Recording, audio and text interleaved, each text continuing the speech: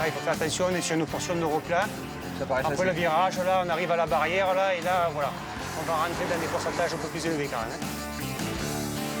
On va profiter de s'arrêter, là. Il y a un super point de vue. Voilà, devant, le mont du Vaucluse.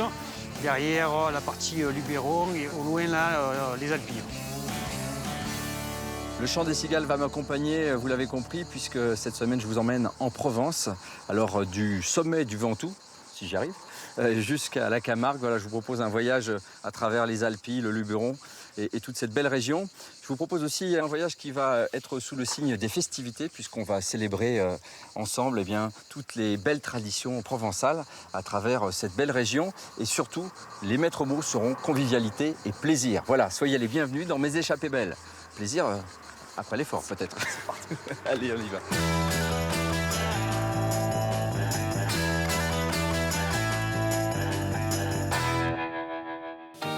Après mes efforts à vélo, c'est avec un vrai plaisir que je vais me laisser remporter par l'esprit de fête qui caractérise si bien le Sud. Sainte-Marie-de-la-Mer, c'est la capitale du gitan. Au Sainte-Marie-de-la-Mer, Sainte Sarah descendra dans la rue. La première fois que tu as porté Sainte Sarah, tu te souviens? C'est énorme. Ça te prend à l'intérieur, tu l'oublies jamais. Saint-Rémy sera envahi par les moutons. Ben oui. Ça tire autant de monde que le Tour de France. Là, si tu tombes, Oui. tu ne te relèves pas, elle t'écrase. Et Nîmes va vibrer à l'heure de sa féerie. Et pendant ce temps-là, Avant, je pense, la Provence est un village, mais maintenant je sais, la Provence c'est une grande région. les touristes chinois découvrent le sud de la France. D'après nous, la lavande c'est un symbole d'amour. Et les Romains deviennent vraiment fous. 2, 3, 4.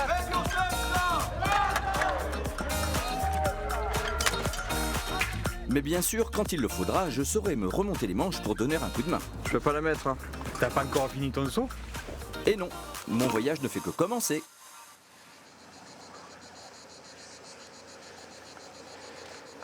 Ah, ça y est. On voit l'observatoire. Ouais. Ça commence à devenir bon. Attention, hein. L'observatoire, il est gros, mais il n'est pas là à côté. Hein. Avec Jean-Christophe, vous faites souvent l'ascension là, du Ventoux? On essaye de la faire une fois par an, que ce soit du côté de Bédouin ou alors par Malocène également. On va faire notre col. Et toi, Eric? Ouais, entre 5 et 10 fois par an, à peu près, en fonction des années. D'accord. Hein. Voilà. C'est ton terrain de jeu? Terrain de jeu, ouais, bon, toujours difficile. Hein. Comme je dis, on ne joue pas forcément quand on fait l'ascension du Ventoux. Ouais. Mais bon, voilà, c'est sympa, ça permet de se jauger. Attention, une attaque. Vite! Attaque de Ne Florent. laisse pas faire, Jean-Christophe! Allez, Vas-y, Jérôme. va lui téter la roue! À la roue.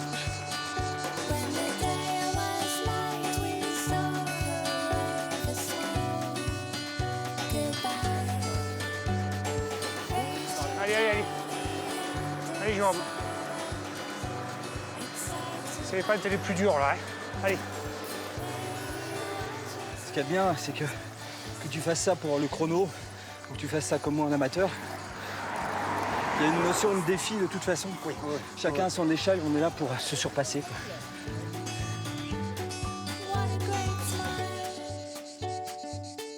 Oh, c'est dur. Oh la vache. Ah, Allez. Allez, Jérôme, 100 mètres, allez. On s'accroche, là. Allez, Flo. Allez, un virage, là. Hein. Allez, debout sur les pédales. Allez. Là, c'est là. Là.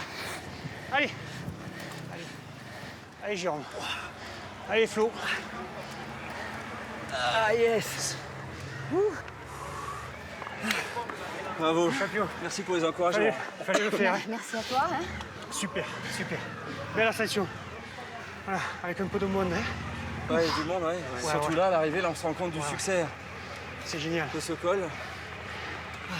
Ah, ça monte là. Hein. Ça, c'est fait, comme dirait l'autre. Ouais, non, mais la dernière épingle, Là. elle est costaud. Hein. Ah, ça tire. Elle est costaud. C'est sérieux, là. C'est violent.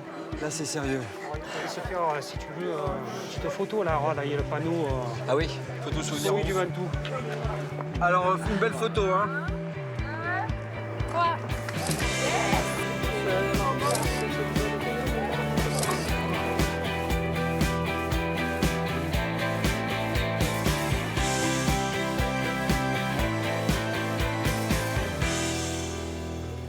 Oh, ce panorama, il est Ouais. juste incroyable. Hein. Alors là, on est vu côté nord du Mont Ventoux, là, avec la chaîne des Alpes. Voilà. Qu'est-ce qui représente ce Mont Ventoux pour les gens de la région? C'est de la rudesse, quoi. Hein. Les gens qui habitent autour et au pied du Mont Ventoux, voilà, il y a des gens rudes. Voilà. C'est le climat qui veut un peu ça. Hein, ouais. Bon, Jérôme, qu'est-ce que tu en penses? On va manger un morceau, on descend? On entame la descente? Très belle idée. C'est parti. Et on se couvre. Allez, ouais, faut bien se couvrir.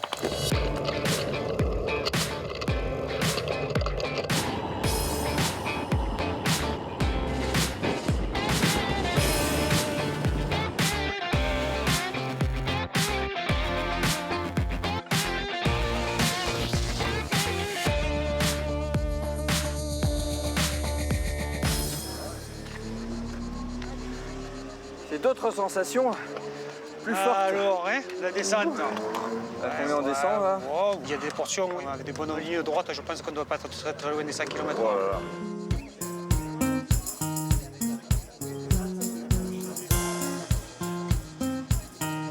Et voilà, le petit cochon de lait à la broche. Et les assiettes. Ça sent bon, rien qu'ici. Waouh, c'est magnifique. Avec des bons petits légumes. C'est magnifique. Bonne dégustation. Merci beaucoup. Ça a l'air merveilleux, ça. À cette belle journée, Belle au volonté. Ventoux, le Mont Chauve, comme on dit. Le mot chaud, ouais. Voilà. Voilà. Et avec un petit coup de vent pour nous rafraîchir, ça nous fait très plaisir d'être là. Il balaie les nuages et dessine les paysages. Le Mistral est le grand seigneur de la Provence.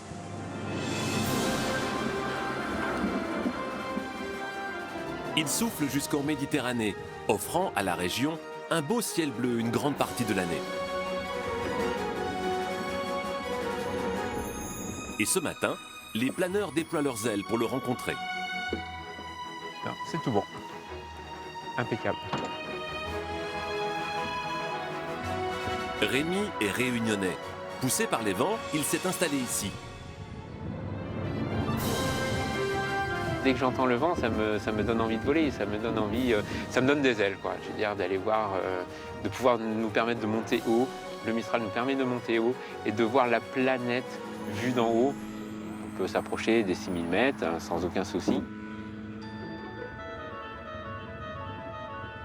Le Mistral naît entre les Alpes et le Massif central, lorsque l'anticyclone de l'Atlantique rencontre une dépression. Le vent tourne avec l'anticyclone dans le sens horaire et la dépression qui est du côté d'Italie dans le sens anti-horaire. Et ça nous fait ce Mistral. Mais bord d'attaque sans chaud.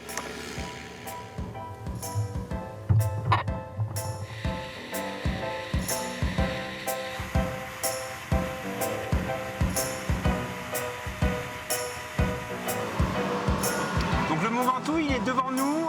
Le vent étant très fort à cette altitude, ça érode complètement le sommet de la crête. Au sommet, il peut dépasser les 300 km/h. Il porte bien son nom, le Mistral. En provençal, c'est le Mistro, le maître.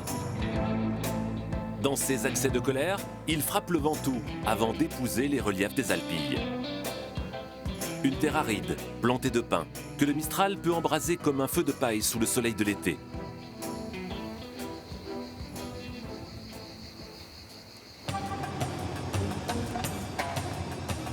La patrouille bénévole de la prévention des feux de forêt veille.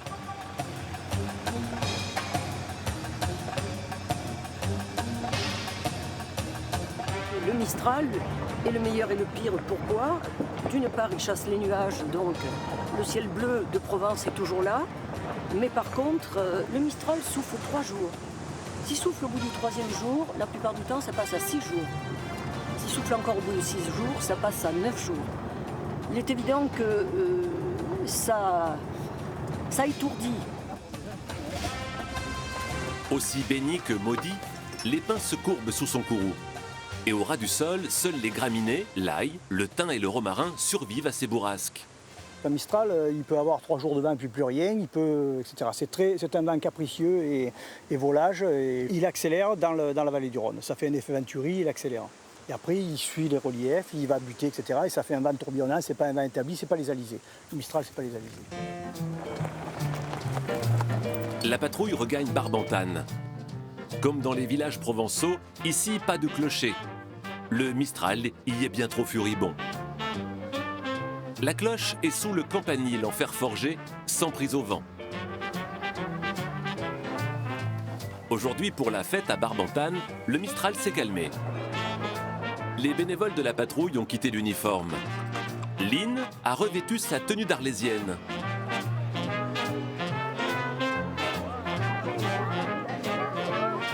Ça arrache la queue aux ânes et ça décorne les bœufs. Ça décorne les bœufs. Ça décorne que les bœufs, hein. Que les bœufs. Ah, le Mistral, on n'en parlez pas du Mistral. Le Mistral, vous savez, c'est quelque chose de formidable. Vous avez de la chance qu'aujourd'hui, il n'y en a pas. Des fois, ça nous donne l'impression qu'on s'emporte dans le vent. Comme si on était dans une balançoire et qu'on n'avait même pas besoin de se balancer, que lui, le vent, il nous poussait. Le Mistral, ici, vous ne pourriez pas tenir, là. Les choses sont toujours un peu caricaturales, mais il est vrai que le Mistral trempe le Provençal, c'est-à-dire de caractère, de passion, de vivacité. Et je crois que c'est vrai, dans ce coin de France, on n'est pas du tout endormi. Frédéric Mistral, le poète provençal, écrivait « Quand le bon Dieu en vient à douter du monde, il se rappelle qu'il a créé la Provence. » Aspiré vers la Méditerranée, le Mistral souffle à présent sur les sables camarguais. Mistral ou pas Mistral? Ouais, ça monte. Ça frémit, ouais, là-haut, là, ça bouge un petit peu. Eux aussi attendent le vent. Sur les dunes, ils aiment s'envoler en char à cerf-volant. Le Mistral s'est finalement levé. Il faut gagner la mer face au vent. Pour sentir le vent, dans quelle direction il vient, comment il se lève, on se met les bras écartés, on écoute. Si on l'entend trop, c'est qu'on est trop tourné. Dès qu'on l'entend moins, des deux côtés. Et on doit avoir exactement le même son de chaque côté. Et là, on sent le vent. Et la girouette, hein. On va se régaler.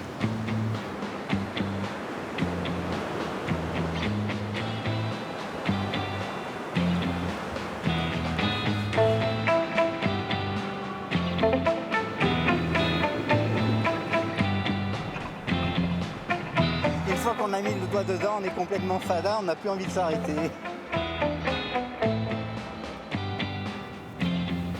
C'est ici que les vents soufflent le plus en Europe, dans le golfe du Lion. Alors le Mistral, quand il arrive sur la Méditerranée, il n'y a plus d'obstacles, il n'y a plus de relief. Et là, il peut s'exprimer pleinement et il se lâche complètement et rien ne l'arrête. C'est pour ça que dès qu'on est en mer, on a beaucoup plus de vent que sur la côte. Libéré, le Mistral souffle jusqu'aux Baléares, avec le Midi sous ses ailes. On dit de la Méditerranée qu'elle est enchanteresse, car le Mistral, sur son passage, glane tous les accents du Sud.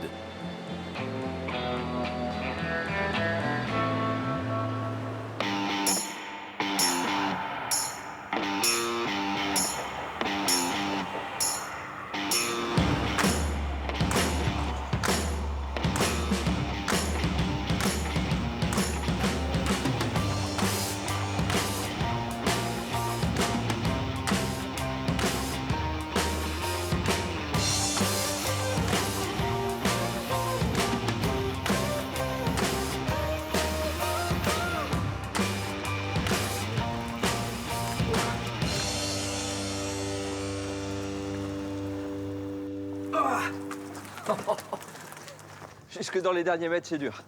Salut. Salut. La côte est dure. Je commence à accumuler. Mais je suis couleur cerise dans un peu. T'en es pas loin, ouais. Ça va, Alain? Très bien, et toi, John? Ça va très bien. En forme? Salut aussi. Je vois que tu... La forme, oui. Ah oui, c'est trop. Tu as peiné, ouais, le sud, c'est trop. Qu'est-ce que c'est beau. Ça se mérite, mais c'est beau. Hein. Ah, non, super petit village. Vénasque, c'est sur la pointe d'un rocher, là, c'est magnifique. Et regarde avec la vue qu'on a sur le Ventoux. Ah, c'est magnifique, hein? Ouais, on a le Ventoux. C'est un bon souvenir, mais un difficile souvenir. On va le laisser où c'est moins dur, oui. Bon, alors ce sont tes premières cerises. Eh bien voilà, les premières cerises, tu vois. Génial, elles sont belles. Regarde ça. Donc ça, c'est la fameuse cerise de Vénasque. La cerise de Vénasque, ouais. J'en goûte une. Hein. Ah, vas-y. Regarde. Ça fait 3-4 jours qu'on a commencé, donc c'est vraiment le début. Ouais, tu vois, tu as le nectar de cerise, la compotée, la confiture. Voilà. Bon, alors demain, on a du boulot pour la cueillette. Ah, demain, ouais. Voilà. Ça va y aller. Je vais te montrer où c'est que tu vas loger.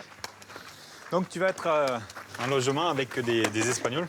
Très bien, je parle espagnol. Donc c'est super, tu vas pouvoir t'entendre très bien avec eux. Alors pourquoi des Espagnols? Il y a déjà une quarantaine d'années, mon grand-père qui récoltait les cerises avait besoin de personnel et en France, le chômage n'était pas aussi important que maintenant, donc il faisait venir la main-d'œuvre étrangère. Voilà. Vous avez une cousine, beau-frère, gendre, c'est tout le même groupe. Il y en a une autre partie en haut, puisqu'il y a 2 étages. Ok, d'accord. Vous venez d'où? On vient de la ville de Jaén, en Andalousie. C'est loin tout ça? Oui, ça fait 1400 km en voiture. Ah bah dites-moi. Bon, je ronfle pas, donc vous dormirez bien, je serai dans une chambre à côté, vous inquiétez pas. Ah non, pas de problème. Ça marche, par contre, mon mari ronfle, lui. Bon, je vais m'installer, ça va y aller.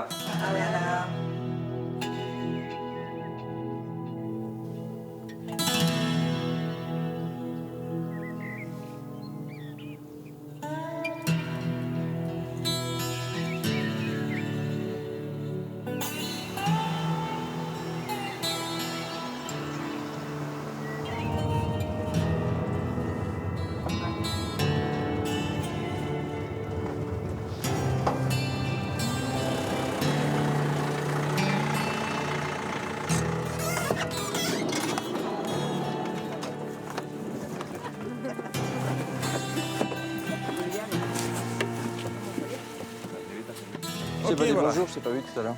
Ça va, Océane? Oui, ça va. Voilà, donc ici on est dans la chambre, tu vois, cerisier avec la vue sur le village, c'est impeccable. C'est formidable. C'est plus qu'impeccable, c'est sublime. Donc voilà, tu vois les cerises. Encore que là maintenant ça commence à bien mûrir, tu vois. Elles sont belles. Tu as vu ça? Ce truc c'est qu'il faut pas ramasser ça. Sinon tu vas te faire gronder. Il y a un truc aussi, pour te faire gronder si tu ramasses mal. Tu vois le numéro 14. Sur le numéro 14? Dans chaque seau, tu mets un ticket dedans. D'accord, et c'est là que tu contrôles la qualité de mon travail? Voilà, je suis obligé de contrôler la qualité du Oh, travail. voilà, j'espère que j'aurai une bonne note. Pour éviter d'engueuler tout le monde, on contrôle chaque personne. C'est quoi le pourcentage de cerises qu'on a le droit de manger par rapport à celles qu'on cueille? C'est l'estomac qui va te le dire. Ah bon, ça va, il n'y a pas de restriction alors. Super, ça m'arrange.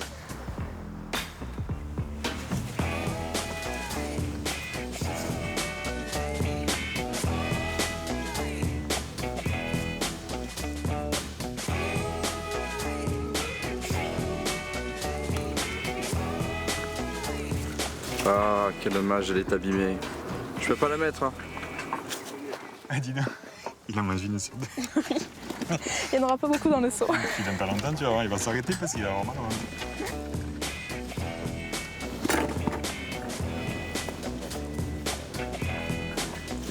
Tu n'as pas encore fini ton seau? Pardon? Tu n'as pas encore fini ton seau? Ah, c'est mon 5e déjà. Ah oui. Ça demande quand même une vraie délicatesse parce que comme j'ai envie que mon patron soit content de moi, tu comprends, c'est normal, consciencieux. C'est normal. T'as commencé à quel âge à cueillir les cerises avec ton papa? Moi, j'ai arrêté l'école à 14 ans. Enfin, arrêté l'école, non. Je suis parti en centre de formation à 14 ans. Donc, j'avais une semaine de cours et 3 semaines sur l'exploitation de mon père. L'école n'était pas faite pour moi. Non. Donc, c'est vraiment... après, tu apprends petit à petit. J'en apprends encore avec mon père. Ouais. Il a 74 ans, donc il me donne toujours des techniques. La région ici, là, cette région du Luberon autour, c'est vraiment le verger de la France. Le Vaucluse produit un tiers de la consommation française. Oui. On a 17 500 tonnes de cerises récoltées dans le Vaucluse. Donc c'est un tiers de ce qui est consommé sur France. Voilà. Puis grandir dans un environnement comme celui-ci, tu lèves la tête et tu as envie de tout prendre en photo, tu sais. Ah bah, tu es dans la nature, hein, tout le temps. Dès que tu sors du village, tu as fait 20 mètres, tu es dans la nature. Beaucoup de personnes viennent se promener. On a plusieurs sentiers de promenade, on a plusieurs choses qui attirent le monde.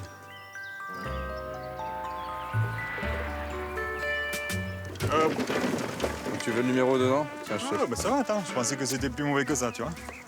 Pour un novice, tu as fait Alors, fait pas mal. Explique-moi, c'est ta table de tri, ça. Alors, tu vois, ça c'est la table de tri. En fait, on trie, on calibre.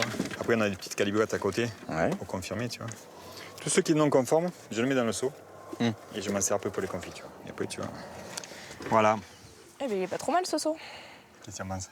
Ça va? Ça, c'est Alors, quelle note vous mettez, voir? Pour un début, je te mets 8 sur 10. Ah ouais, carrément. J'ai jamais eu d'aussi bonne note. Hein. Moi non plus. Voilà.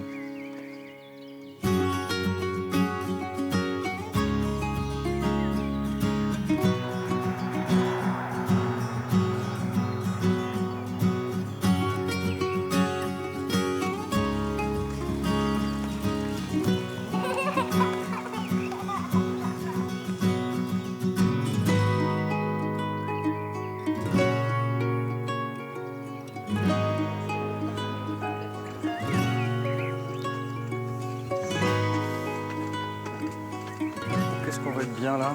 Oh là là. Oui. C'est une tonnelle. Magnifique. Magnifique. Hein, ouais. Il est beau ce village. Il est classé? Il est classé dans les débuts des plus beaux villages de France. La région, on est riche. Hein. Il y a Roussillon, je crois qu'il y en a 5-6, ouais, Gordes, Ménherbe. Puis un patrimoine aussi bâti, des bâtiments qui datent de différentes époques, presque même sans doute de l'époque romaine, certains, ouais. Je pense que s'ils creusaient, ils trouveraient des choses de l'époque romaine. Ouais. Bon. Ben, c'est super. Ah bah, écoute, moi je vais reprendre mon vélo, je vais à Châteauneuf. D'accord. Une petite trotte, mais je peux prendre mon temps. C'est différent, ce n'est pas le même jus. La même couleur, mais pas le même jus. Pas le même jus, c'est vrai. Ouais. Encore du fruit, toujours du fruit. Toujours du fruit, ouais. Entre le pont du Gard et Arles, la Narbonnaise est la province la plus romanisée de la Gaule conquise. L'amphithéâtre d'Arles est l'un des plus grands que l'Empire romain ait construit. Sur les gradins, 20 000 Romains pouvaient se rassembler. Ils s'installaient selon leur rang dans la société.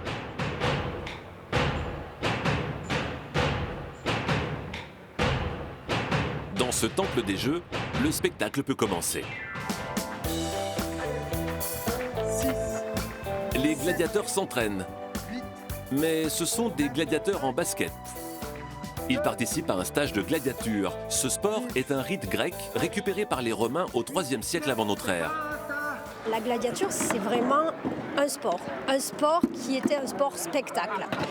Le but n'était pas de tuer l'autre, puisque de toute façon on n'avait pas le droit de tuer son adversaire, sauf si c'était demandé, puisqu'à partir du moment où on tuait son adversaire sans avoir eu l'autorisation de le faire, on était considéré comme un assassin et on était soi-même exécuté.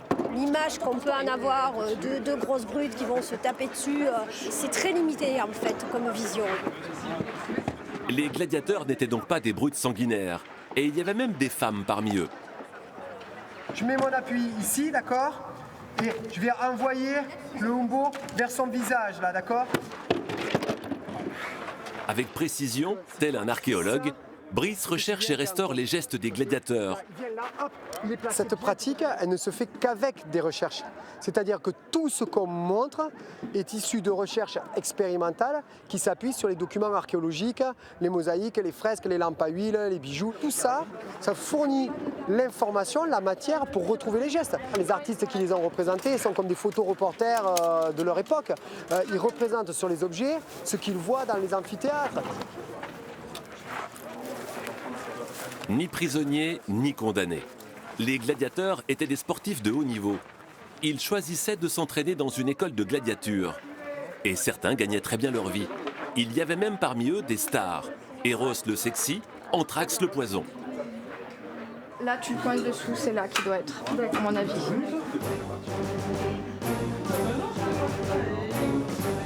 Le casque à crête, c'est 6 kilos sur la tête. Le côté obscur de la force derrière les œillères.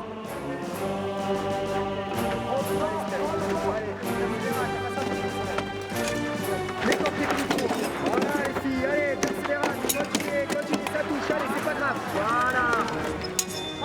Allez, référté, bravo les filles, merci beaucoup.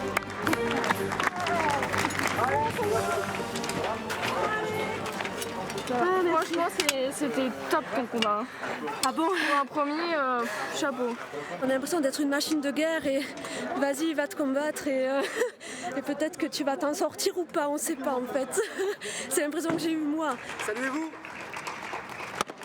Pour les gladiateurs, les Romains ont construit des amphithéâtres dans tout l'Empire, sur toutes les terres qu'ils ont conquises. En gros, tu t'assois dans les gradins de l'amphithéâtre, tu vas voir des jeux de gladiateurs, donc tu appartiens au monde romain. Et les Romains font passer un message unificateur à des gens de différentes cultures, de différentes couleurs de peau, de différentes langues, mais tous doivent avoir le sentiment d'appartenance au monde romain.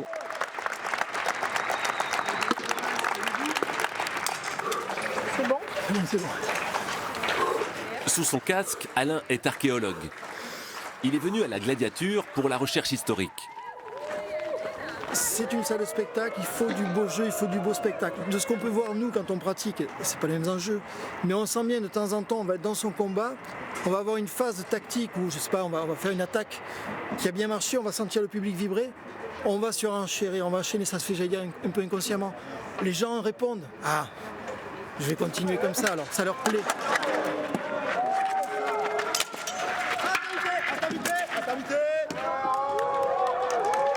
Alors, est-ce que les Romains faisaient pareil? On ne sait pas. Ça a l'air assez logique. Voilà. Parce que, encore une fois, il faut provoquer des émotions. Il faut que les 20 000 personnes ici, le soir, partent en ayant un sourire.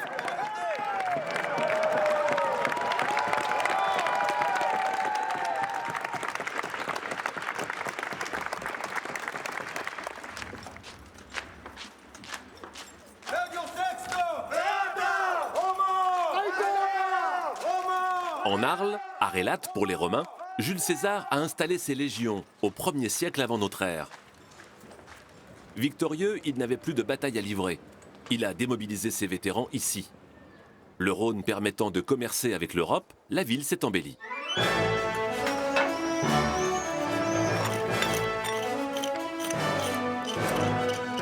Alain a troqué les armes du gladiateur pour les outils de fouille. Avec plusieurs archéologues, ils explorent une villa romaine. Arélate était l'une des villes les plus riches de Gaule. Elle va changer de destin avec le passage de Jules César dans le secteur, qui va en faire une colonie de droit romain, c'est-à-dire qu'il va lui donner un statut juridique qui est supérieur. Par exemple, la ville va avoir des exemptions d'impôts spécifiques et tous les citoyens libres d'Arles deviennent citoyens de Rome.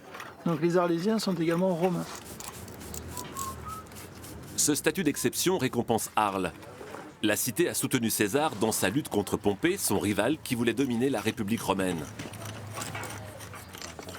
Marseille avait choisi le camp de Pompée, Arles le camp de César. Donc forcément il a puni Marseille, récompensé Arles, lui a donné le statut juridique, lui a donné tous les territoires de Marseille également.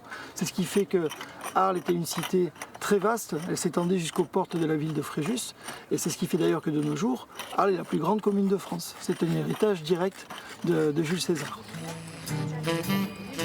Ici, les archéologues ont déterré un trésor contemporain de Jules César. Des fresques dans un état de conservation exceptionnel. Une découverte rare dans le monde romain.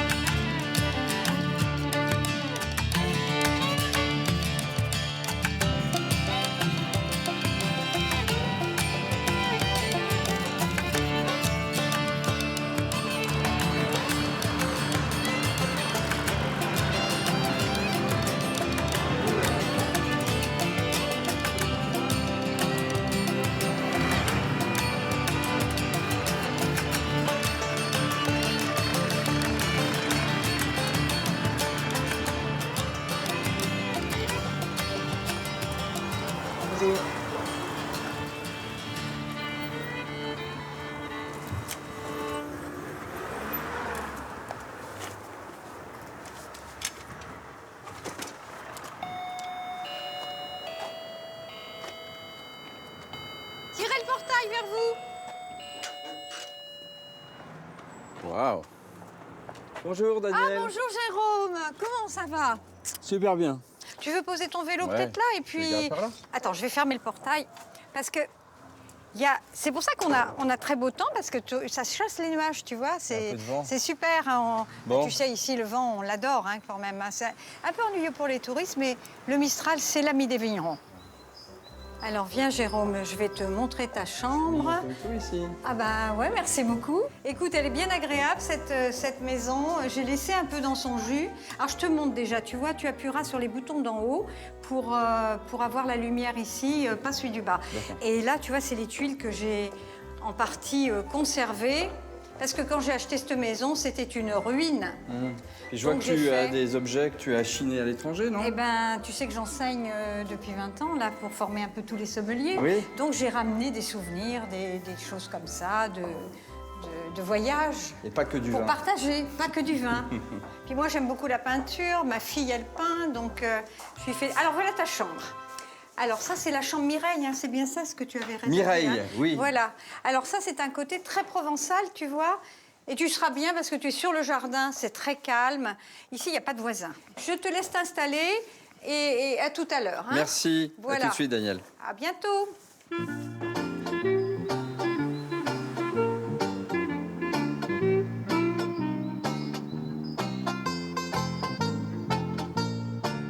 Daniel? Oui? Ah, t'es en bas. Oui? T'es où? Oui, Jérôme, je suis à la cave. Ah, oui, bah évidemment. Viens. Tiens, viens voir. Ah ouais, c'est un bel endroit, hein. Ah bah ça, c'est mon petit trésor, tu vois, ça, voilà. Dis-moi, moi, je suis dans une cave de maître sommelière. Oui. Franchement, je m'attendais à avoir plus de bouteilles que ça. Ça, c'est la partie du haut de l'iceberg. Viens voir, je vais te montrer quelque chose. Tu vas voir des vieilles bouteilles. Ah, bah voilà. Voir. Ouais, mais ça, bon, c'est pas accès au public. C'est un petit coin caché. Voilà, regarde. Ah oui, ça, même bien gardé par la grille. Voilà. Ah oui, ça, d'accord. tu vois.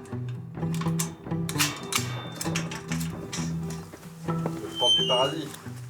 Presque ça. Hein. T'as un bon paquet de bouteilles, là. Bah écoute, tu sais quoi? Je vais te faire goûter quelque chose. Attends. D'accord. Attends. Le contraire m'aurait étonné. Hein, bah écoute, voilà, c'est ça. Qu'est-ce que tu penses de ça? Eh ben, on y va, allez, un chapeau. Et là, on voit pas ce qu'il y a dedans. Très mais bien. tu vas avoir une sacrée surprise dehors. D'accord. Allez, viens.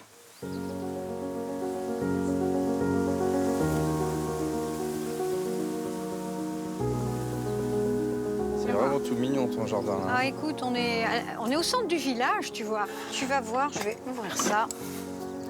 Là, t'as prévu des petits fromages? Ouais, c'est pour tes muscles, là. C'est gentil de prendre soin de ma Voilà. musculature. Je crois que tu as été l'une des premières sommelières en France, c'est ça? J'ai été, oui, dans le trio de...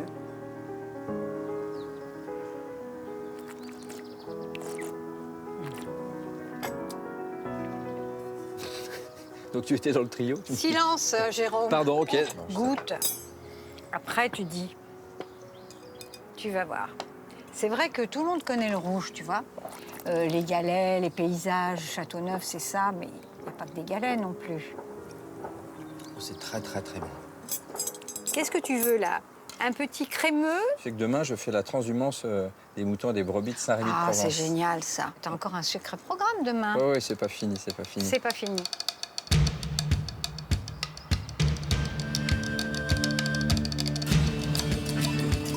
Ah, ça va, hey!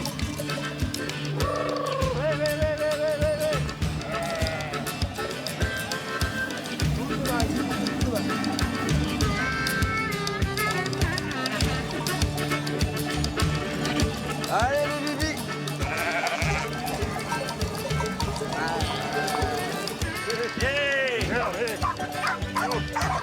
Là, si tu tombes, tu te relèves pas, elle t'écrase. Non, mais je te jure. Je te jure. Ah oui, je te crois. Donc là, finalement, aujourd'hui, Pierre, la reconstitution de transhumance que vous faites, on descend du plateau jusqu'à Saint-Rémy. Oui. Et puis on remonte ensuite. Oui, on remonte, on fait deux fois le tour. D'accord. Et après, on remontera sur le plateau. C'est devenu un rendez-vous chaque année à Saint-Rémy-de-Provence. On vient voir la transhumance. Ah ouais, le lundi de Pentecôte, oui. Mettez-vous de ce côté plutôt. Vous arrêtez.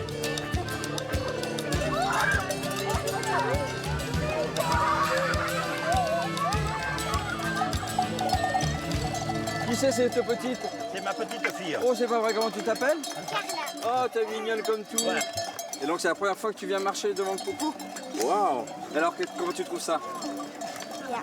On pourra pas chanter la chanson Il pleut bergère, du coup, il fait très beau.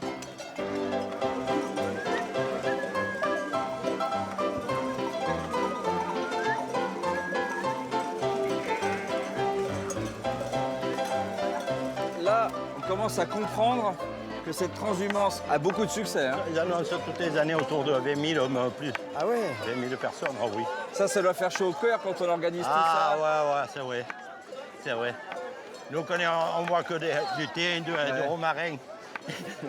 et vous êtes seul bien souvent dans les pâturages et que là, toute cette foule qui célèbre votre beau métier, finalement, c'est ça qui est beau.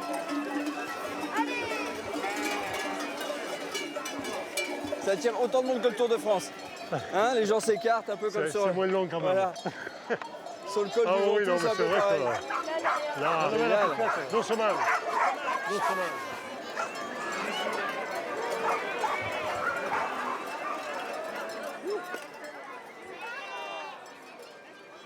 C'est déjà plus calme. Oui, là. Donc un petit marché alors. Des jolis tableaux là. Chaque année, on fait un concours de tableaux pour faire l'affiche pour l'année d'après. Ok, d'accord. Voilà. Alors, on demande aux jeunes de faire un tableau sur le thème de la transhumance ou de l'élevage, quoi. Hein. D'accord. Après, il y en a qui... Il y en a un qui est hors sujet ou alors c'est que j'ai pas tout compris? Oui. à vue d'œil, lequel tu préfères? René, dis-moi lequel t'aimes bien. Moi, c'est... Comme ça. J'aime bien le cadre. J'aime bien surtout l'encadrement. J'aime bien celui-ci, j'aime bien celui-là aussi. Celui-là. Ouais. Je vous prends votre crayon, je vote. Attention, à voter.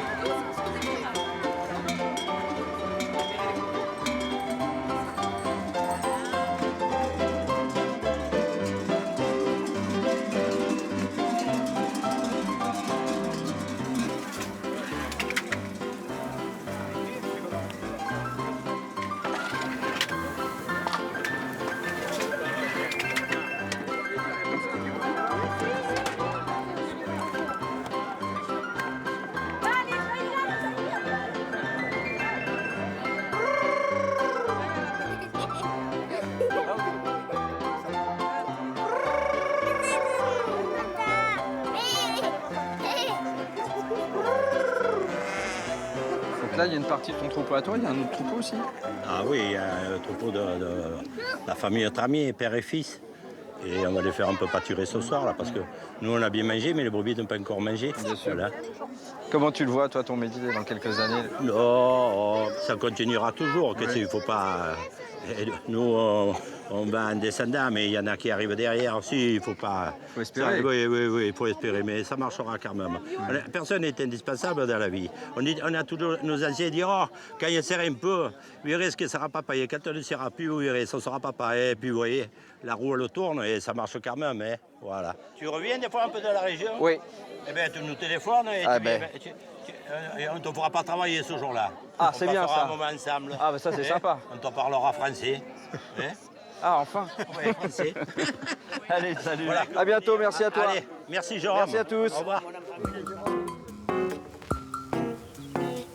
En Provence, il y a les cigales, les oliviers, les champs de blé et de lavande. Mais pas seulement.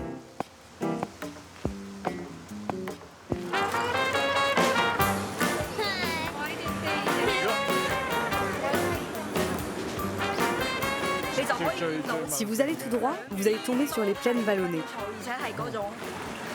Pour moi, c'est comme un océan de fleurs. Ils viennent du Japon, de Chine ou de Thaïlande. Mais que viennent-ils chercher? Une photo peut-être? C'est parce que pour la lavande, parce que d'après nous, la lavande, c'est un symbole d'amour et aussi comment on dit, le romantisme. Comment ça va? Oui, il y a beaucoup de touristes. Wenjun et Yishi viennent de la région de Canton vers Hong Kong. Étudiantes, elles sont en stage à l'office de tourisme de Valençol. Elles facilitent l'accueil des touristes principalement chinois.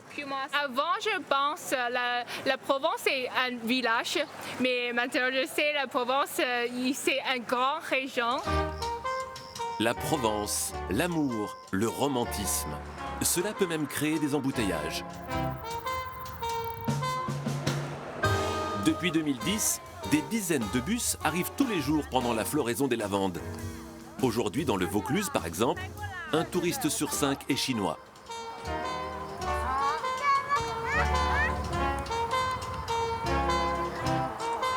Bonjour. Bonjour. Bonjour. Bienvenue sur le plateau de Valensole. D'accord. Laetitia est la productrice de ce champ de lavande. Ça a créé un essor pour tout le village. On a beaucoup d'Asiatiques dans les champs de lavande. Mais il y a un autre phénomène, c'est que maintenant on a des Européens qui viennent voir les Chinois dans les champs de lavande. Et ça, j'adore, moi.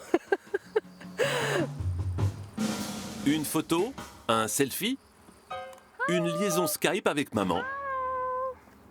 Mamie! Non, ça marche pas le réseau. Coup de foudre pour les lavandes. Ils veulent tous immortaliser ce moment. Il vient ici pour chercher l'amour. Mais que vient donc faire Cupidon dans les champs de lavande provençaux? S'il cherche l'amour, c'est qu'une série télé à l'eau de rose, très populaire en Chine, a été tournée ici. Son titre, Rêve derrière un rideau de cristal.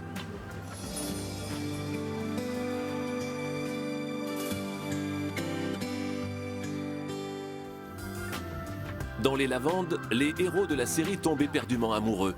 Alors les touristes s'habillent pour rejouer certaines scènes devenues cultes. Aucun détail n'est laissé au hasard.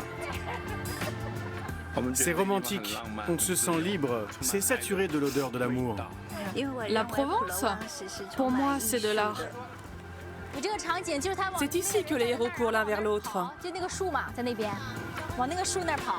Tian Tian est la guide de ce groupe. Elle est installée en Provence avec sa famille depuis 2013. On profite bien, la vie ici, on n'est pas très pressé. On peut rester là et pendant 2 heures, on discute en mangeant. Et il faut vraiment profiter bien de la vie et tout. Ouais, j'aime bien. Une dernière photo, le bus attend. Loin des gratte-ciel et des magasins ouverts 24 heures sur 24, le groupe de Tian Tian est venu de toute la Chine pour un autre rythme de vie. 1, 2, 3, 4. Ils travaillent tous pour la même entreprise. Tout le monde est là, c'est parti. De l'Asie à l'Europe, le fossé culturel est immense. Pour aider ses citoyens, la Chine a publié un guide des bonnes manières à l'étranger. Hôtes ou vacanciers doivent s'ajuster. Tian Tian donne des cours de chinois et de civilisation aux commerçants de la région afin d'éviter les malentendus. Les restaurants souvent disent les clientèles chinois, ils ont l'air riches, mais souvent ils sont 6, ils commandent seulement 3 plats et ils partagent. Je dis qu'en Chine, vraiment, on partage en fait, on partage des plats. C'est pas parce qu'ils n'ont pas l'argent, ils ne veulent pas commander plus, c'est juste l'habitude. Je crois qu'il faut laisser un peu de temps aux touristes chinois parce que c'est encore un pays pour voyager aux étrangers, pas commencer longtemps. Avec la croissance de leur pays, de plus en plus de Chinois peuvent s'offrir un voyage, une aubaine pour la région. La Provence est devenue leur 3e destination française après Paris et la Bourgogne. Il y a 2 ans, ce couple s'est marié dans ce château provençal. Ils arrivent de Shanghai et travaillent dans la finance. Qu'est-ce que c'est? Ça a l'air très spécial. Ça, c'est un bidet. You have foie gras, and after lamb, c'est souris d'agneau, lamb, with honey and herbe de Provence. Cheers. Bon anniversaire. On est venu ici pour faire le mariage de mes rêves. En Chine, pour notre mariage, on est un acteur. Il y a un script et un réalisateur qui dicte ce que tu dois faire et quand. Tu dois exécuter tout ce qu'il te dit. Ici, on est libre de faire ce que l'on veut et ça coûte le même prix. Alors pourquoi se priver du mariage de ses rêves?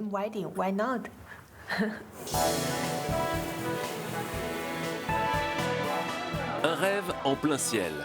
À l'aube ce matin, le groupe de Tian Tian s'envole. 1, 2, 3. c'est génial.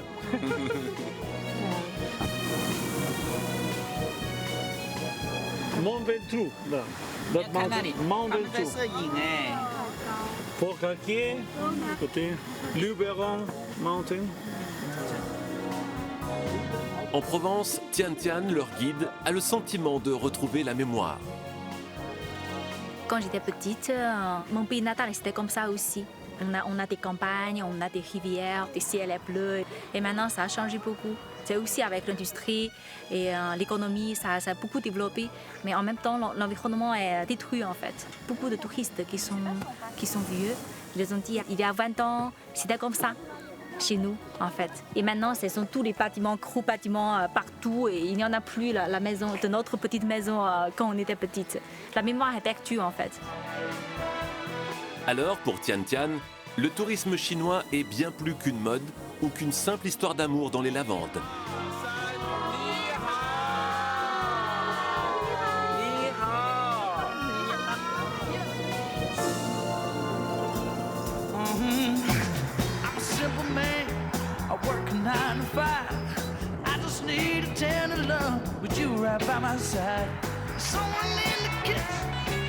Turn off the light. Girl, you know I'm coming home tonight.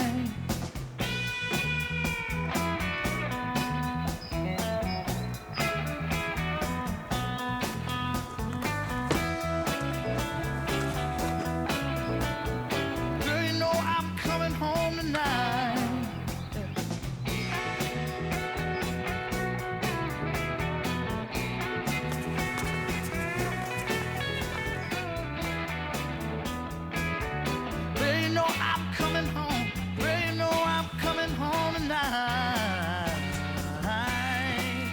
Toc toc toc, il y a quelqu'un? Ah, salut Jérôme. Ça va Thierry? Ça va et toi? Super bien. Ça se mérite. Nîmes se mérite. Hein. Il y en a un paquet de marches, mais en fait, tu as vu. Au final, c'est quand même sympa. Hein. Ah, la vue est superbe. En fait, on est au nord de Nîmes, là, tu vois. On est au sommet de la Tourmagne, qui est une tour qui mesure maintenant à peu près un peu plus de 30 mètres, à peu près 32 mètres. Quoi. Alors, c'était quoi ces tours, justement Alors, c'est une tour gallo-romaine au départ, donc, qui a été construite bien avant l'ère romaine. C'était une tour d'observation, en fait. Hein. Ça permettait d'avoir un visuel sur l'ensemble de la cité nîmoise. Et alors, est-ce que cette tour faisait partie des remparts qui bordaient la ville? Tout à fait. D'accord. Tout à fait. Les remparts ceinturaient la ville. Et c'est le monument le plus imposant en fait des remparts. Donc ça veut dire que le périmètre qui bordait Nîmes était immense. Ah, oui, c'était assez grand, hein, tout à fait. Ouais. Bon, Jérôme, écoute, si ça le dit, maintenant on peut commencer un peu la balade. Allez, je prends mon sac. Et on y va. Facile en descendant.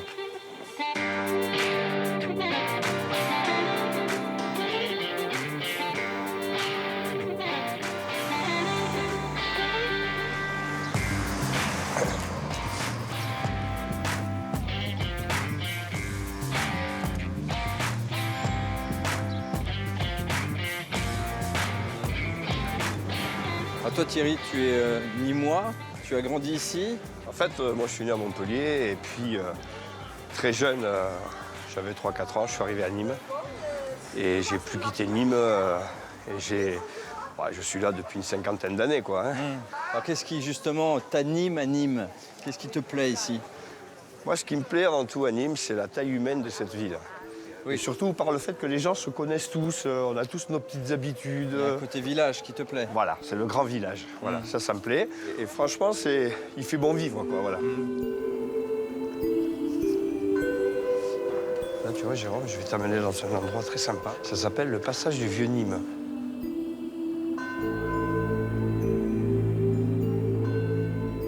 Et alors, je sais pas si c'est ouvert. Oui, c'est ouvert. Voilà. Tu vois, ce passage du Vieux-Nîmes se termine ici, en fait. Et on a une impression de sagesse, quoi. C'est calme. Magnifique. La cour est magnifique, il n'y a pas un bruit. Moi, j'adore cet endroit. Il y a un côté un petit peu reclus ici. Oui, tout à fait. Protégé. Et puis, on n'entend plus le bruit de la ville, on n'entend plus le mouvement. C'est pas l'ambiance des arènes au grand soir. Non, pas vraiment, non, pas vraiment.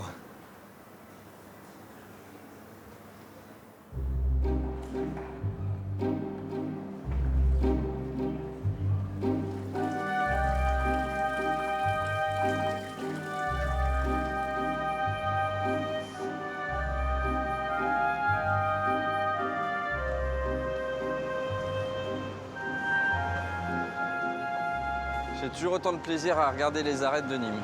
Ouais, tu as vu, c'est beau, hein? Ouais. C'est ton bureau? Ouais, c'est plus que mon bureau, tu sais. J'y vis dedans, je passe plus de temps dans les arènes que chez moi. Mais bon, c'est ma passion aussi. Hein. Toi, la première fois que tu as découvert ces arènes, tu avais quel âge? Alors, la première fois que je les ai vues, je devais avoir 7-8 ans. Donc, avec mes parents, on descendait en ville. Et dès mon adolescence, ben, comme tout petit Nîmois qui se respecte, ben, le jeu nîmois, c'était en fait de sauter les grilles. Ah oui? Ouais, ouais. Alors, pourquoi faire? Ben, pour aller voir les spectacles sans les payer.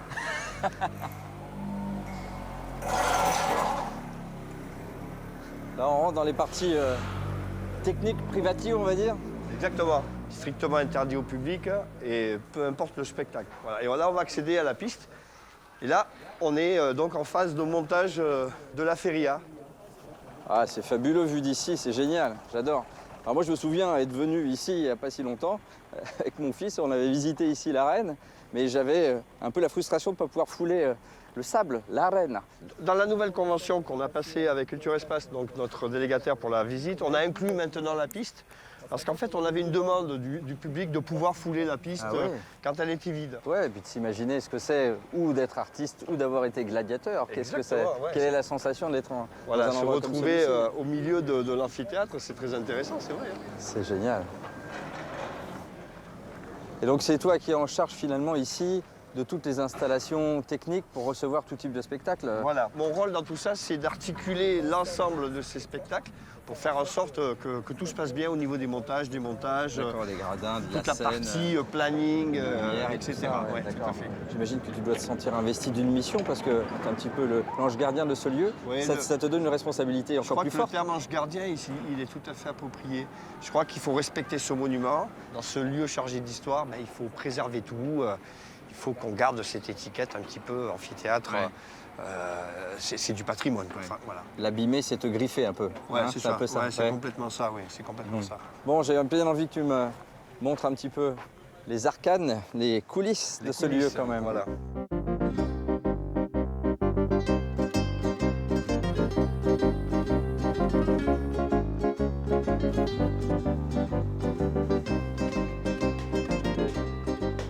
L'ambiance se resserre là. Ouais, ça se resserre. Génial. Donc tu imagines les forces de police courir et nous. Toi tu venais te planquer là. En fait, faut venir le chercher ton truc. Voilà, tu vois. Tous les copains, on était chacun sur une marche. Les skieurs. Planqués là-dessus. Et personne nous voyait. Et après on pouvait s'installer dans les gradins quoi. Wow. Tu as vu la vue qu'il y a là? Ah, on est au point le plus haut, là, quasiment. C'est là où on a la meilleure vue, en fait.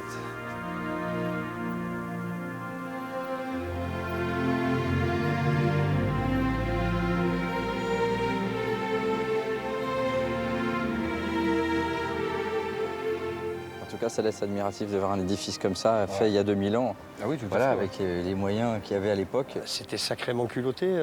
Il n'y avait pas d'erreur, quoi. C'était tout bien fait, quoi. C'est remarquable, c'est admiratif, quoi. C'est dingue. Moi, je suis toujours en extase. Et tu sais, des fois, je viens le soir, même à la tombée de la nuit. Enfin, je viens où j'y suis. Ouais. Et je monte dans les gradins, je m'assois et j'écoute. Il y a un silence religieux, peut-être des martinets qui passent et tout. C'est vraiment sympa, quoi. C'est vivant, c'est un être vivant. C'est un être vivant, les arènes, ouais, tout à fait. Vraiment. Ouais, c'est un être vivant, ouais. Pour la Pentecôte, les arènes accueillent la plus grande des fêtes de Provence, la Feria de Nîmes.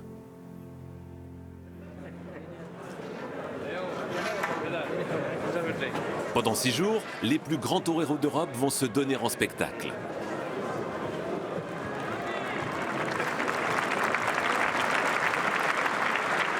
Des corridas que Mathilde et sa petite famille ne rateraient pour rien au monde.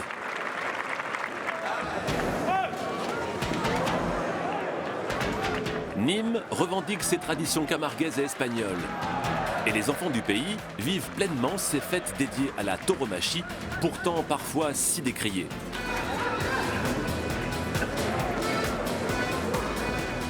Voilà, j'ai senti que c'était ma culture, que ça faisait partie de ma ville, de moi, et voilà, donc j'y connaissais rien. Petit à petit, j'ai appris avec les gens qui étaient assis à côté de moi. J'écoutais les commentaires. Je comprends que des gens qui viennent du nord de la France arrivent ici, voient un taureau se faire tuer devant 1000 personnes, ça soit hyper choquant. Je le comprends. Moi, ça fait partie de ma culture, donc ça ne me choque pas. La feria commence traditionnellement par une pégoulade, un défilé de chars et de danseurs. Cette année, c'est le thème des mythes fondateurs qui a été choisi et interprété de manière très libre.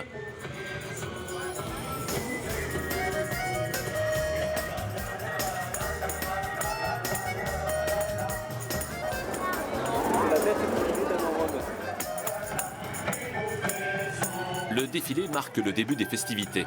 Pendant 6 jours et 5 nuits, la ville va se transformer et se dédier totalement à la fête.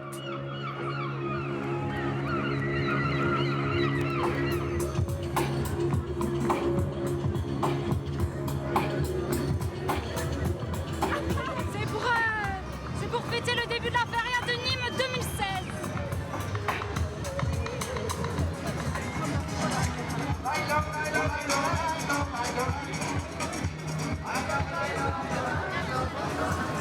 J'ai vu le taureau avec les yeux rouges. Ensuite, je me rappelle plus. Nîmes se met à l'heure espagnole. La soirée continue dans les célèbres bodegas, des bars en plein air où l'Espagne rayonne dans les plats. On vit autour de l'Espagne, autour des taureaux de combat. On essaye de faire un maximum espagnol. Et c'est ce qui nous plaît. Eh bien, la culture nîmoise, elle est romaine, italienne, française, espagnole. Il y a un peu tout le monde, quoi.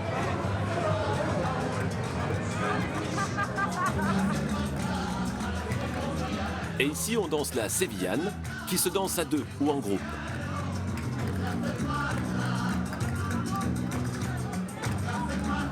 On apprend la sévillane quand on est petit et après on le danse. À chaque feria, on danse la sévillane.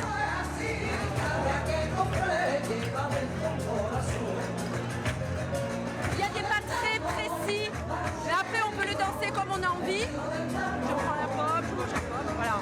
Ça fait partie de la feria.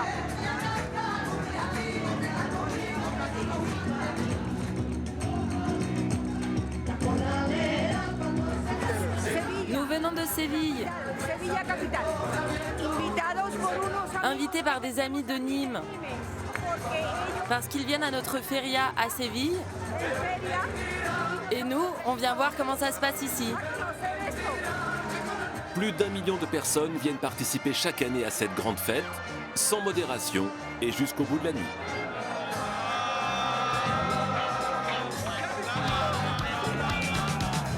L'esprit de la fête est très présent dans mon échappée ensoleillée. Après avoir souffert, je l'avoue, dans les lacets du Mont Ventoux, j'ai accompagné la transhumance des moutons jusqu'à Saint-Rémy-de-Provence. Ça tient autant de monde que le Tour de France. Et à quelques heures de la feria, j'ai visité les coulisses des majestueuses arènes de Nîmes. T'as vu, c'est beau, hein? Ouais. C'est ton bureau. Ah, c'est plus que mon bureau, tu sais. J'ai aussi découvert que la Provence séduit de plus en plus de touristes chinois. La Provence, pour moi, c'est de l'art. Je mets maintenant le cap sur la Méditerranée, terrain de jeu préféré des kitesurfers et des navigateurs. On passe un peu notre temps tout nu sur les parkings. C'est le meilleur moment. Au Sainte-Marie-de-la-Mer, chaque année, les gitans aiment se retrouver pour célébrer Sainte-Sarah. Merci de m'avoir permis d'être un spectateur privilégié de ce moment-là. J'ai vraiment hâte de vivre ce pèlerinage haut en couleurs et chargé d'émotions. Mais ça, ce sera après un petit détour par une enclave grecque en Provence.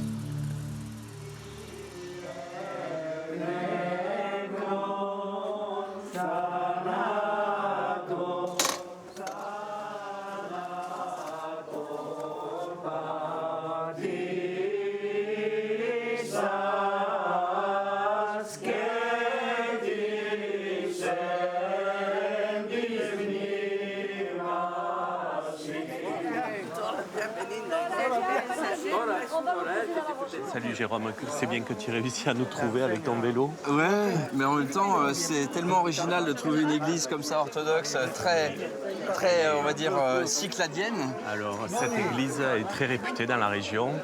On se croirait dans un petit coin de Grèce. Elle a été fondée par les premiers émigrés qui sont arrivés dans les années 30. Et aujourd'hui, comme c'est une très grande fête, les autorités diplomatiques grecques nous font l'honneur de leur visite. Et on a monsieur le consul général de Grèce qui vient. Si tu veux, je te le présente. Ah ouais, je veux bien, ouais. Dire deux mots, bien sûr. Kyrie Proxéné, je voulais vous présenter monsieur. Sur la voiture, Kalimera. Kalimera. C'est votre première fois ici à Salins, ouais. Même si je connais plutôt pas mal la Grèce. Mais c'est assez étonnant d'avoir une communauté aussi importante dans un si petit village. Si vous aviez à qualifier cette communauté, cette petite communauté ici à Salins, vous diriez quoi pour les raconter? Une communauté de cœur, je dirais. Toujours accueillante, toujours souriante. C'est une petite île grecque en France.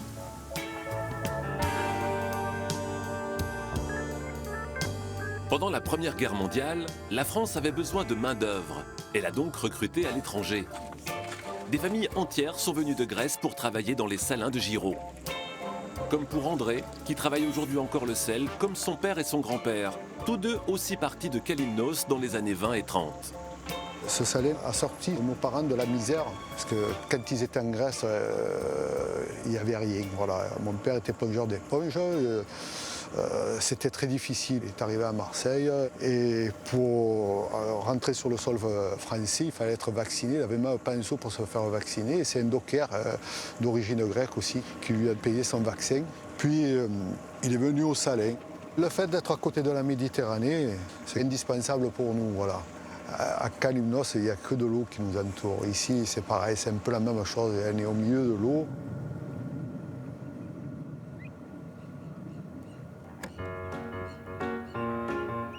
Beaucoup de membres de la communauté grecque sont arrivés au salin de Giraud dans les années 20. À l'époque, il n'y avait guère de travail sur leur île. Nombre d'entre eux venaient juste de fuir l'Empire ottoman et la politique ultranationaliste des jeunes Turcs. Georges, son frère et sa fille sont les enfants d'immigrés venus de Grèce. Il y en a un certain nombre qui prenaient la route de l'Amérique. Ils faisaient une escale à Marseille pour prendre un transatlantique. Et il y en a quelques-uns qui ont trouvé le coin accueillant. C'est ma mère qui est venue directement de Grèce. Je pense que j'ai plus pris de la culture provençale que du grec, contrairement à mes frères. Mais bon, comme on l'a dit, c'est pas incompatible.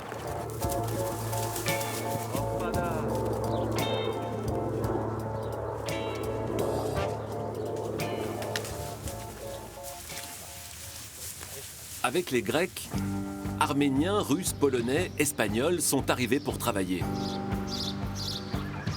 Les salins de Giraud. Sous les platanes, une cité ouvrière, une ville nouvelle, est sortie des sables camarguais pour l'industrie du sel et ses dérivés à la fin du 19e siècle. Qu'est-ce que tu fais, Los ? Ça, c'est l'inauguration de l'église en 1953. Et avant les mariages, ils se faisaient dans les garages. Là, il y a le père de Jojo. Regarde. Ah ouais. C'est ton père, ça. Là, il était mince, mon père.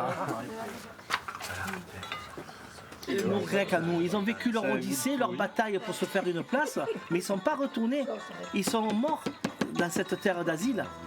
C'est nous, les enfants, qui avons eu la chance de repartir. Oui, moi, on y retourne maintenant. J'en entends tellement parler. Oui, ça fait partie de moi. J'ai besoin d'y aller pour le voir de moi-même, quoi. Je ne suis pas la seule à essayer de retourner comme on peut, autant qu'on peut, retrouver les racines de l'autre côté de la Méditerranée.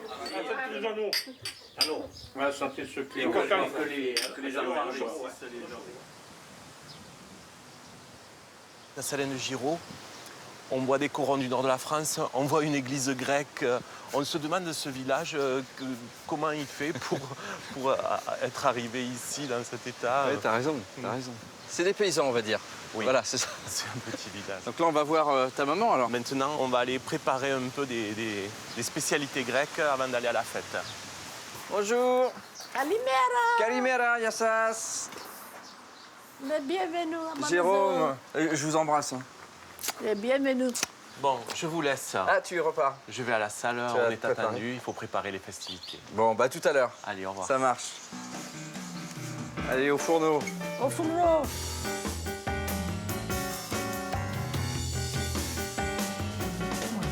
Vous le faites plier, plier. Hélène, je voulais savoir, est-ce que le poisson, tu penses qu'il est cuit ou faut le mettre un peu plus fort? Qu'est-ce que tu aimes, toi, dans cette région de la Camargue ici? La mer et le soleil. Quand je suis venue, quand j'ai vu la mer, le soleil et les fruits, je dis, ça y est, ça ressemble à la Grèce, à l'ouest. La petite dernière. Le petit dernier. Et on va au gaz. En arrière, Otis. Non, on préfère passer en arrière. Donc ça, c'est la salle communale où a lieu la fête aujourd'hui, alors. Vas-y, rentre. Calimera. Calimera. Bonjour, madame. Calispera, Calimera. Calimera. Yassas. Yassas, yassas. Ça, c'est la Grèce. Ça, c'est la Grèce. Ça, c'est l'As. Ça, c'est l'orthodoxie. L'orthodoxie, mais T'es en pleine forme, toujours, toi, j'ai l'impression, hein. Calimera. On dit bonjour à Jérôme qui vient manger avec nous. Allez. À la communauté grecque des Salins. J'oublie toujours comment on dit en grec santé. Ici, Assas. Je sais le faire, mais je sais plus le dire. Santé, merci votre accueil. Ouzo. Oh, la feta est magnifique là. La feta. Très très belle. Là, il y a la moussaka qui a été faite par Dorothée. On est en famille là, tout le monde se connaît, tout le monde a plus ou moins grandi ensemble ici. Alors, je te présente ma fille Marie. Bonjour Marie. Bonjour. Je savais que c'était ta fille. Ben oui, elle a appris à parler grec à l'école grecque du village. Tu vas à l'école grecque ici. D'accord. Et elle a appris à danser grec. Depuis toute petite, elle danse avec nous dans chaque fête. Et c'est une excellente danseuse. Ah, donc tu nous feras une petite démonstration tout à l'heure? Sûrement. Ouais, Comme sûrement. Tout le monde. Tout le monde va danser? Tout le monde danse à ses fêtes à chaque fois. Donc tu vas pas pouvoir y couper. Ah oui, d'accord. Oui, je vois, oui. Il va falloir te mettre au milieu de la ronde et danser avec tout le monde. Bon, ouais, je ferai de mon mieux pour honorer le pas de danse grecque. Mais je suis sûr que tu vas l'honorer.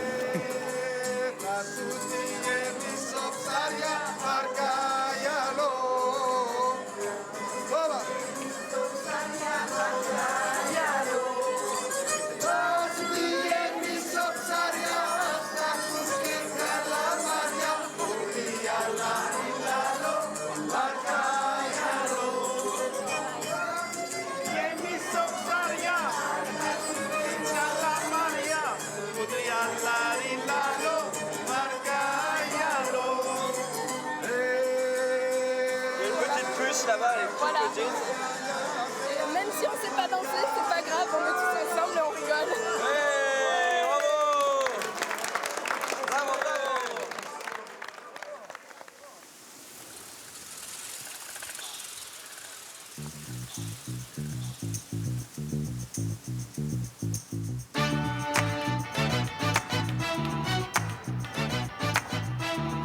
Au sud de la Provence, comme une frontière naturelle, la mer Méditerranée. Sous la chaleur de l'été, elle se trouble à l'horizon. Ce n'est que pour mieux dérouler son camailleux de bleu. La Méditerranée appelle au large. Au Gros du Roi, le Mistral et tous les autres vents soufflent toute l'année. Les pros du kitesurf hissent leurs ailes. En France, ce sport s'est développé ici dans les années 90. Le vent, toujours, je surveille. Parce que là, il change beaucoup. Il doit tomber, donc je sais pas. C'est pour choisir l'aile, en fait, il y a plusieurs tailles. C'est toujours le choix important. Je suis d'origine parisienne, mais j'avais quand même ma mère qui était bretonne et mon père italien. Donc toutes mes vacances, j'ai passé quand même au bord de la mer.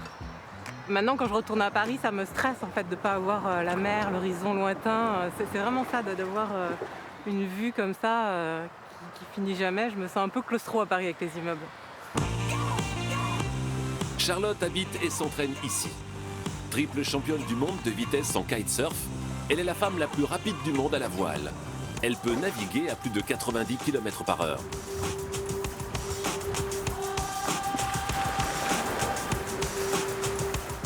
sinon seront toujours plus forts, quoi. Donc ouais, c'est pas du tout lutter contre eux, c'est plutôt aller dans leur sens et espérer qu'ils m'acceptent sans me faire trop de mal. Toujours peur un peu, ouais. Il y a toujours cette peur qui est là et c'est ça qui... Et après, une fois que j'ai vaincu la peur, je suis trop fière, quoi. Une fois que je l'ai fait, que j'ai navigué pendant 1 heure dans la baston, une fois que c'est fini, je suis super contente. La peur pousserait-elle les marins de tous bords à prendre la mer et à se dépasser? Enchanteresse ou furie, la Méditerranée fait dire d'elle qui navigue sur son dos, navigue sur tous les océans. Alors, c'est là que ça se complique.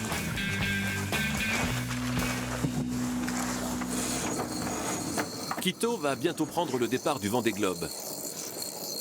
Faire le tour du monde, poussé par les vents, en solitaire.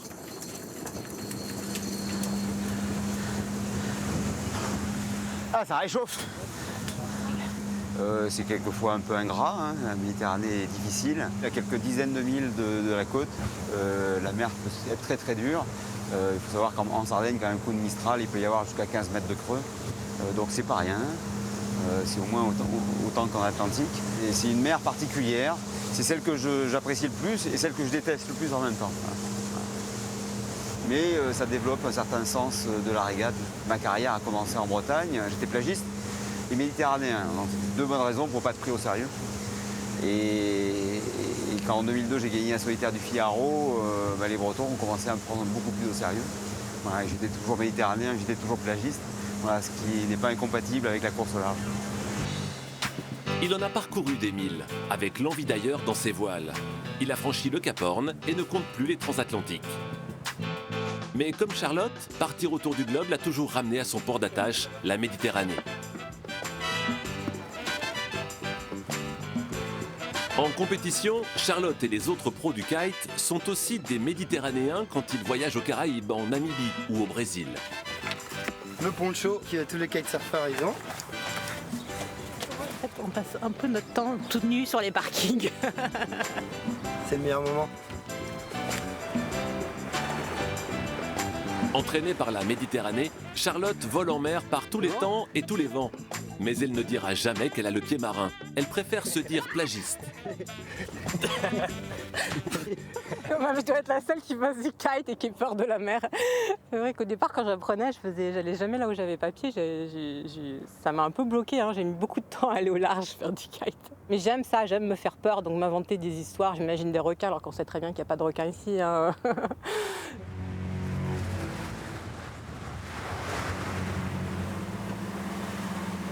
Quito n'a pas croisé les dents de la mer. Il rentre à quai, comme les chalutiers. Au Gros du Roi, il y en a plus de 30. Dans les années 70, le port de pêche est devenu un port de plaisance, le 2e au monde. Autour des marinas, il y a plus de 5000 mâts. Ouais, c'est futur marin ça. J'espère que dans 10 ans, dans 20 ans, il y en aura quelques-uns qui auront la chance de vivre la vie que je mène, quoi, tout simplement. Quito est l'un des rares navigateurs à rester amarré en Méditerranée, car il est resté fier de sa région. Tous ces bateaux, il les a préparés ici. Comme à l'âge de 18 ans, quand il a finalement décidé de prendre le large. Moi, il y a une évidence, c'est que j'avais envie de naviguer, de voyager d'abord. De voyager, d'aller voir un peu ce qui se passe de l'autre côté de l'horizon. Et donc, je suis allé en fac, je me souviens, en fac de sciences. Voilà, j'y suis resté 1 semaine. Je me suis dit, là, ça va être compliqué parce que moi, je voulais être cousteau. Moi, je voulais faire, je voulais être océanographe, quoi. Donc, j'avais racheté avec mes parents à l'époque et mon frère un vieux bateau en bois qui faisait quand même 13,50 mètres, qui s'appelait Rackham le Rouge. C'est comme ça que j'ai commencé à traverser l'Atlantique. Aujourd'hui, Quito barre un monocoque poussé par 300 mètres carrés de voile.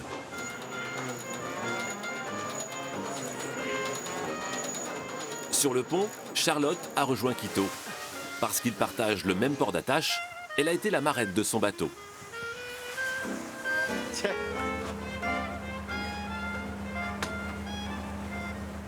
Bah là, ouais, je suis pas rassurée. Non, ça va, Charlotte, t'es nickel, là. Je trouve qu'on penche de plus en plus. C'est vrai. On va de plus en plus vite aussi, hein. En plus, on n'a pas pied, quoi. Donc, je veux te dire, si jamais il y a un problème, va falloir qu'on nage. J'ai horreur de l'eau. Ouais. Tant que je suis au-dessus de l'eau, ça va. Dans l'eau, je suis pas Pas bien. Moi, c'est le niveau 0 quand même. J'ai besoin de savoir que quand je veux, je peux mettre un pied à terre. J'aime bien la mer et la terre, les deux éléments. Faut pas m'en enlever un. Méditerranée, littéralement, la mer au milieu des terres.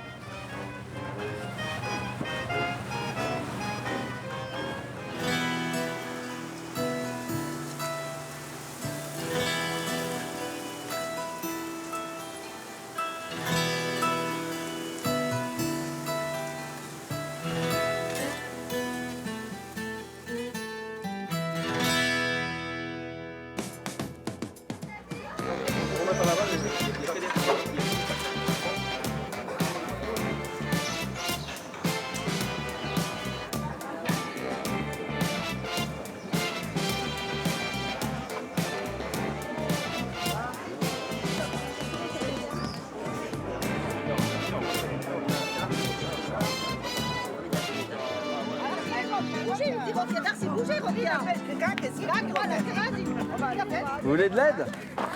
C'est bon?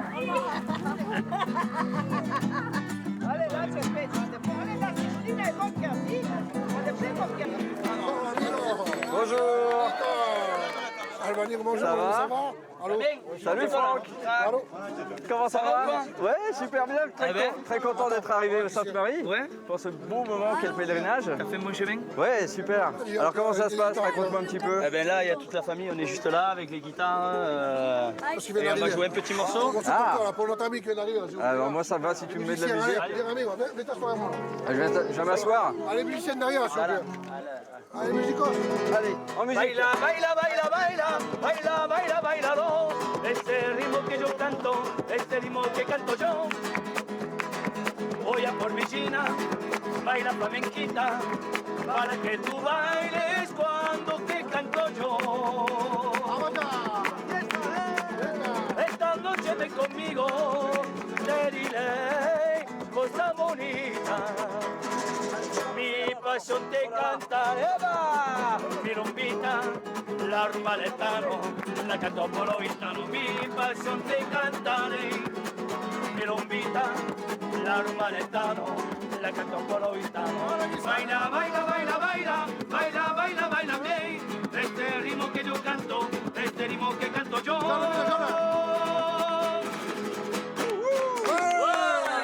Quel accueil! Quel accueil! C'est rien de le lire. Bienvenue chez nous. Merci. C'est que le début. C'est que le début. S'il vous plaît, les gars.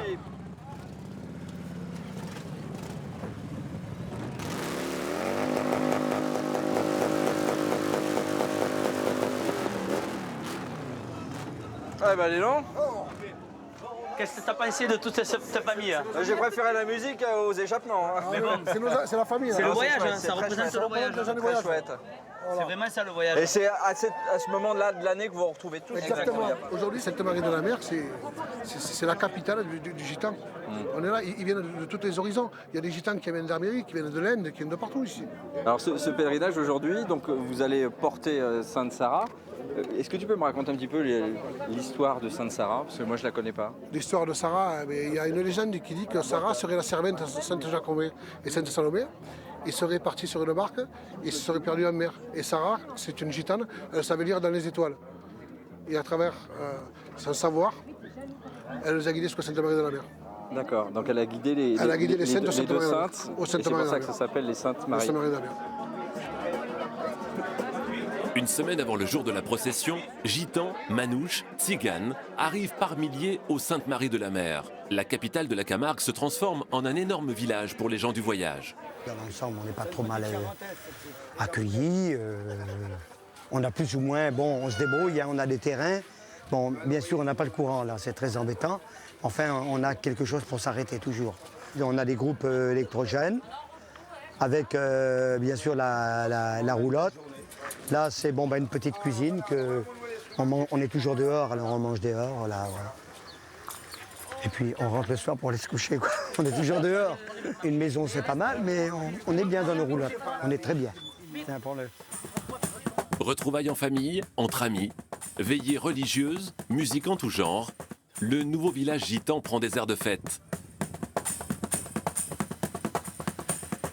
Une ville éphémère d'une semaine, avec toutes les commodités qui vont avec. Et en premier lieu, l'école. Les enseignants accueillent des enfants venus de toute la France.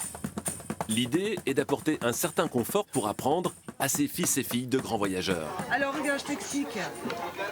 Là, il y a de la couture. Là, ils fabriquent des jeux de société pour jouer, tu sais, à plusieurs. Là, ils font des expériences. Et là-bas, ils font de la cuisine. Alors, tu vas aller où? Non, on va pas perdre, on est que des gagnants. Tu vas au jeu de société avec Ginette? Viens, je t'emmène. Il y en a qui arrivent tous les jours, donc voilà, on fait un peu en fonction des arrivées, des départs, parce qu'il y en a l'après-midi qui préfèrent aller à la mer plutôt que de venir travailler au camion. Ouais, mais hier, j'étais là. Ouais, mais comme ils aiment bien quand même faire leurs ateliers et finir ce qu'ils ont commencé, ils viennent quand même. Voilà, donc c'est un peu la surprise, mais il y a des enfants qu'on retrouve chaque année. Bonjour, mesdemoiselles. À travers ces ateliers, les notions de base comme le calcul, la lecture, sont abordées de façon ludique. Le cours de cuisine se transforme en cours de mathématiques. Ensuite, 2, 4, 5, 6. Voilà.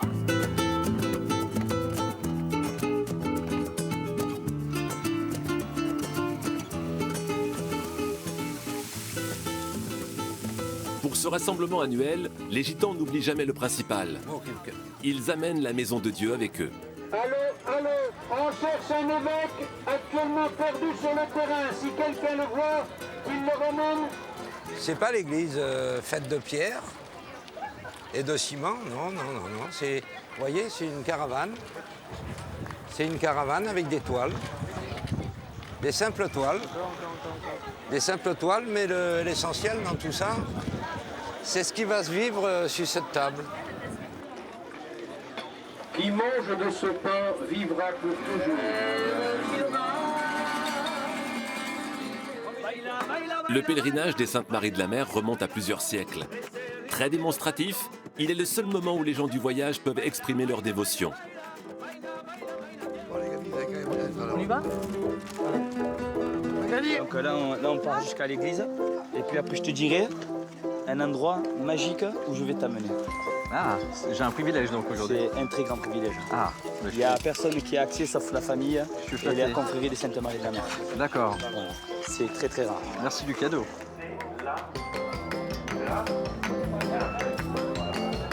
C'est la fête partout dans le village.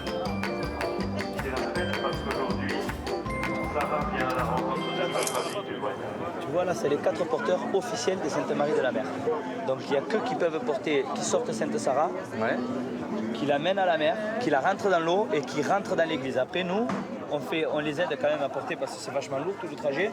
Donc tous on fait le relais, on fait une chaîne pour les aider quand même. Arriver jusqu'à la mer. Arriver jusqu'à la mer et à la ramener aussi. C'est un privilège. C'est un grand privilège de pouvoir porter Sainte Sarah.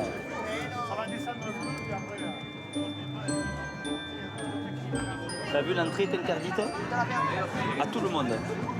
Sauf à toi, aujourd'hui et à nous. D'accord. On monte à la chapelle du Haut et ça donne accès aux reliques des Saintes Maries de la Mer.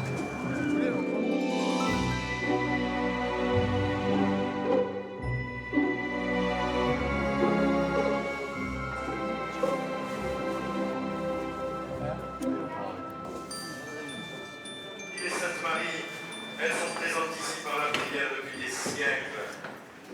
Depuis des siècles, nos prières résonnent sous ces voûtes. Elles jaillissent du cœur de ces milliers de pèlerins qui, depuis tant de siècles, sont venus ici prier. Salut, salut, ô Sainte Marie. Salut, salut, ô Sainte Marie. Vive les Saintes Maries! Vive les Saintes Maries! Vive Sainte Sarah! Vive Sainte Sarah!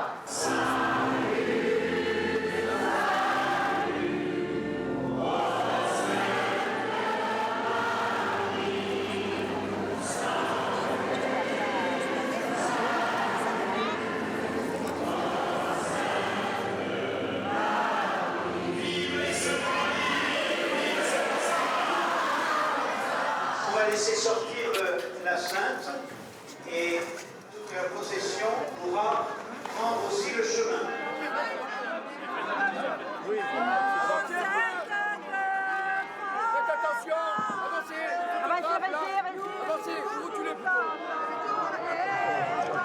Tu vois tous les gens qu'il y a. Et là, c'est ça jusqu'à la mer. Hein. Et à la mer, il y a encore plus de monde. Là, la mer, c'est rempli. Sur les rochers de partout. C'est fabuleux. Ouais, c'est énorme.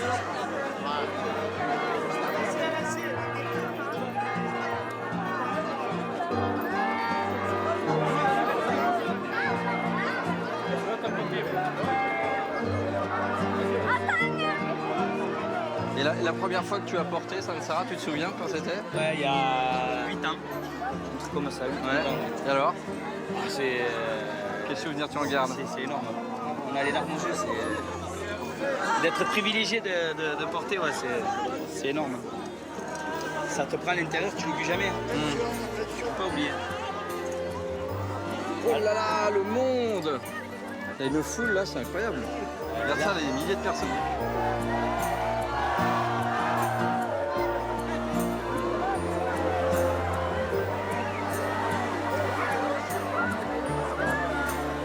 Le pèlerinage est quasiment terminé puisque Sarah va retourner à l'église, je crois. Ramène à la crypte. Ouais.